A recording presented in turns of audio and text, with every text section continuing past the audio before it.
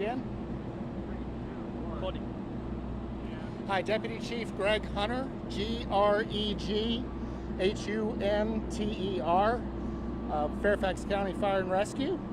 So we are on the scene of 9000 block of Richmond Highway in the process of wrapping up operations from a scrap metal fire, which occurred at approximately 1 o'clock this afternoon.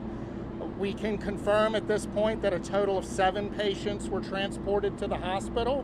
One of them remain life-threatening at this point in time. The fire has been extinguished. The cause of the fire is still under investigation by our fire investigators, Fire Investigative Services. There remains a shelter-in-place notification for residents within 1 mile of the incident site, and that'll remain in place for 1 additional hour until approximately 7:30 this evening. In addition, county facilities within 1 mile of this location will be closed this evening due to that shelter-in-place situation.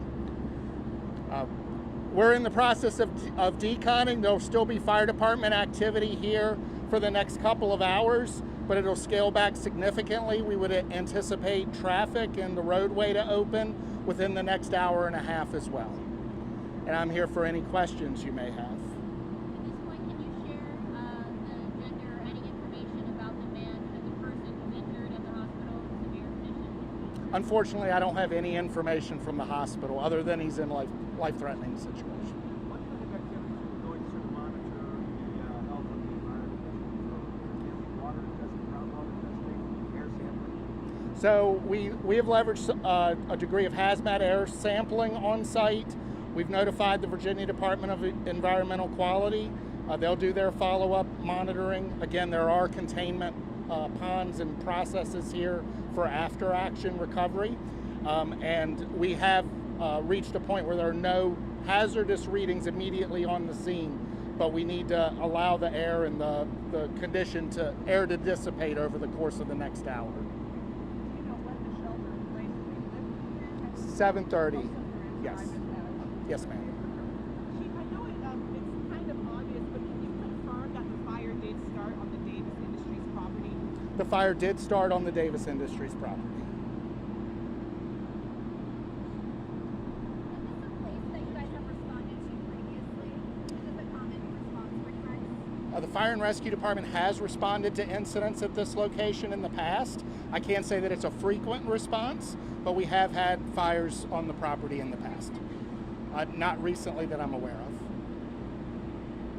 Any last words to the community? I mean, people who live within this 1 mile radius, I know the shelter in place is for an hour, but people may say, I still smell the smoke. Am I safe? What should I be doing? Is my water okay? Any last words? Absolutely. I mean, we certainly are doing everything we can to protect our citizens and the environment.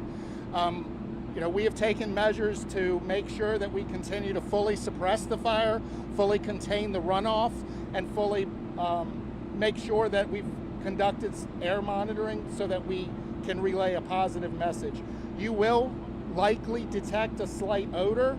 Those are odors because this was plastic and tires, rubber, things like that burn along with the metal. So they can have some residual off-gassing, but it is any hazard to the community. There is no hazard to the community. Any hazards are contained completely to the property itself. Any concerns for folks who were out here earlier who were breathing in some of the toxic smoke you mentioned that was coming from the plant? We would encourage any person who was physically on site and exposed to the smoke, if they develop conditions or concerns, that they seek emergency medical care by calling 911. We do not have any indication that there's an after effect or a long-term condition, but certainly respiratory illnesses or post-event exposure to smoke is bad, right? So call 911 if you experience those conditions or you have irritation, or seek medical advice. I saw you guys hosing down the firefighters as they came out. Was that to kind of rinse off some of the materials that they were fighting against? Or? Absolutely. Post-fire decontamination is a very important topic. Fires release a lot of carcinogens, and that's an activity that we practice regularly to decon our gear and decon our equipment. So absolutely, being exposed in that smoke, to the citizens, if you were exposed, launder your clothes, clean your clothes, take a shower. We have a practice of shower within the hour, so as we're getting people away from the fire scene, they're going to be going back to the firehouse, getting the smoke off of them. As the fire investigation continues, is there a police department role in that too, right now? The police department are present in the event. Our fire investigators are law enforcement officers, so they lead the fire investigation. Police department's here to assist them if a condition were to arise that it would be needed. Thank you very much. Thanks, everyone. Thank you.